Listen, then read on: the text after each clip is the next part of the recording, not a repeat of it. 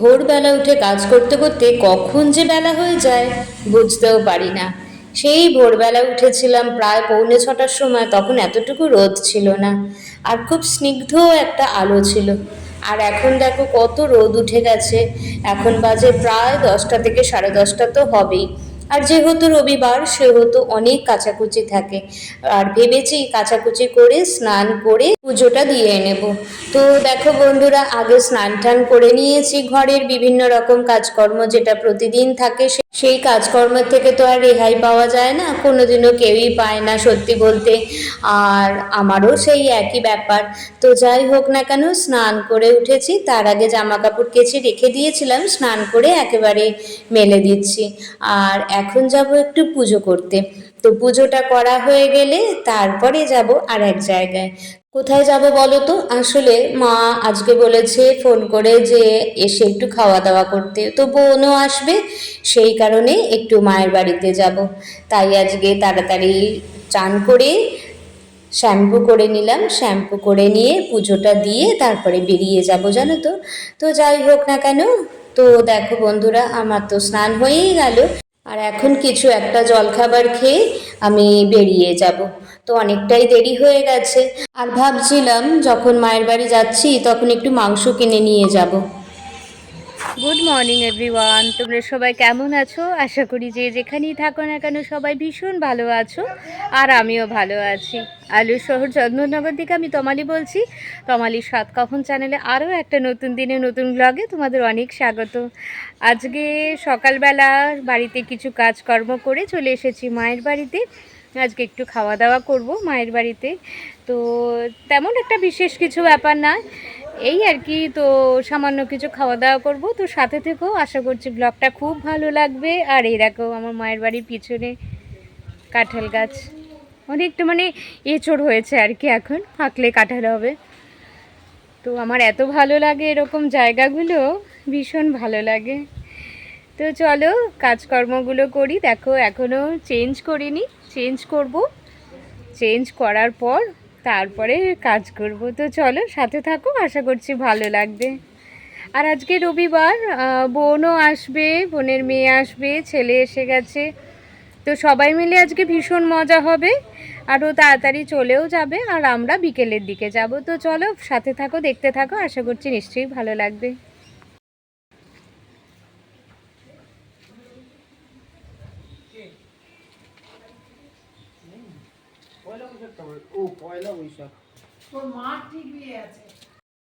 তো বন্ধুরা দেখো আমার মায়ের বাড়ির গাছে কত কিছু হয়েছে, দাঁড়াও, লেবু হয়েছে, আর দেখো আম, পুরো বাচ্চারাও পর্যন্ত আমগুলো পারবে। দেখো আমি বসে বসে তোমাদের দেখাচ্ছি, এই দেখো আম হয়েছে। এই দেখো এই আমটা তো মাটিতে লোটাচ্ছে, দেখেছো? এই আমটা মাটিতে লোটাচ্ছে, ভর্তি আম হয়েছে।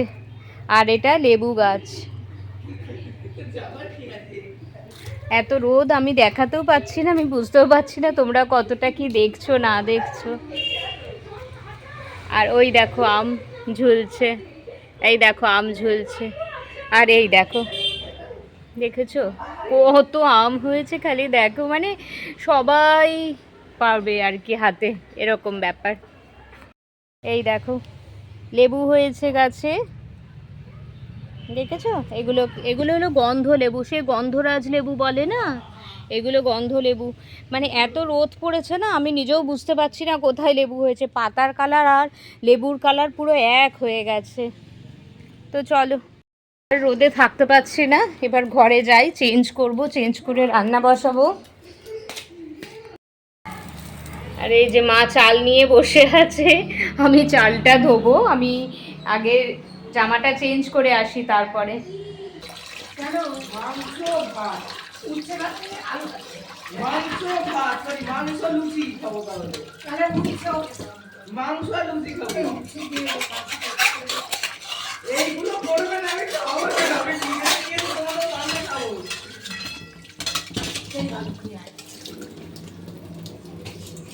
তো বন্ধুরা, এর মধ্যে অনেকটা সময় হয়ে গেছে, আমি আর আমার মেয়ে বাড়িতে চলে এসেছি, মানে মায়ের বাড়িতে। আজকে যেহেতু সানডে, মেয়ের একটু পড়া ছিল, পড়া থেকে ও এসেছে, তারপরে ওকে বললাম খেয়ে নিতে, খেয়ে তারপরে ও আর আমি বেরিয়ে পড়েছি। আজকে একটু হেঁটে হেঁটেই এসেছি, তবে ছাতা নিয়ে, খুবই রোদ ছিল।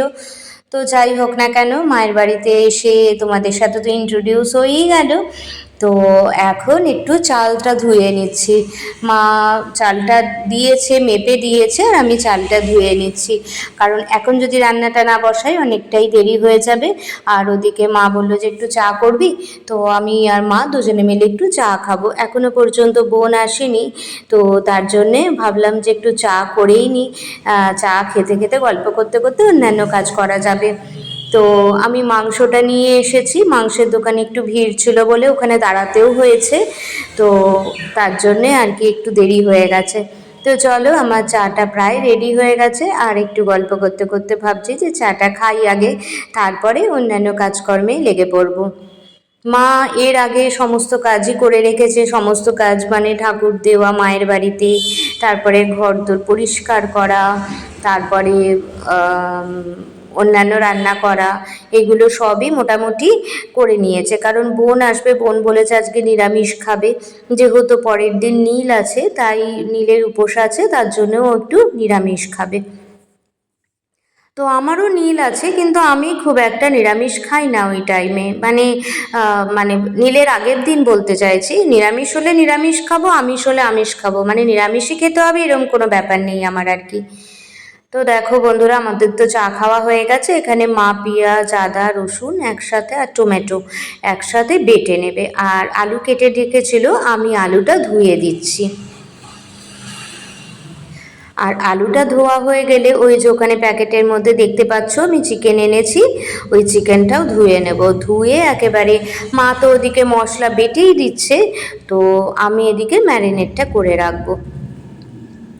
চিকেনটা ধুতে একটু টাইম লাগবে, তারপরে একটু গরম জল দিয়ে ভিজিয়ে রাখবো। আমি চিকেনটা একটু গরম জল দিয়ে ভিজিয়েই রাখি, তারপরেই ম্যারিনেটটা করব। গরম জল দিয়ে ভিজিয়ে রাখার পর ওই 2 মিনিট কি 3 মিনিট ভিজিয়ে রাখবো, তারপরে ওটা জলটা ফেলে দিয়ে ম্যারিনেটটা করে রাখবো।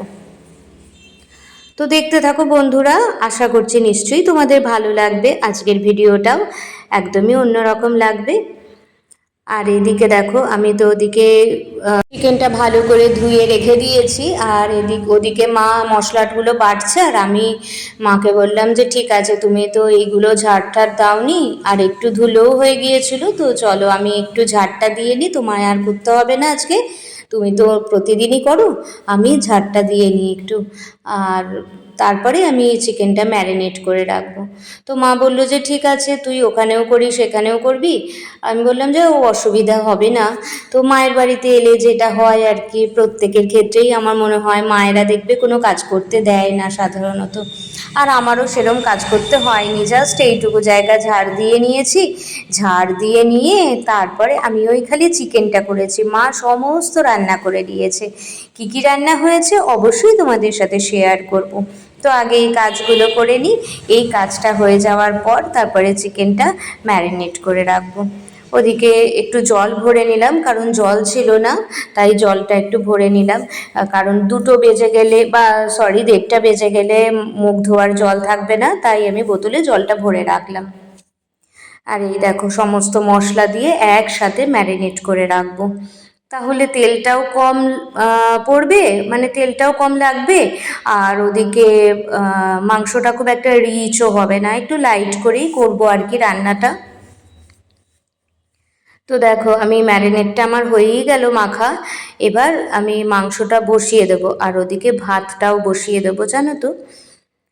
তো দেখো হয়েই গেছে, এবার আমি হাতটা ধুয়ে নিয়ে আলুগুলো আগে ভেজে নেব। মাকে বলেছি, মা তেলটা দিয়ে দিয়েছে, আমি আসলে পরিমাণটা ঠিক মতন বুঝি না তো, তাই।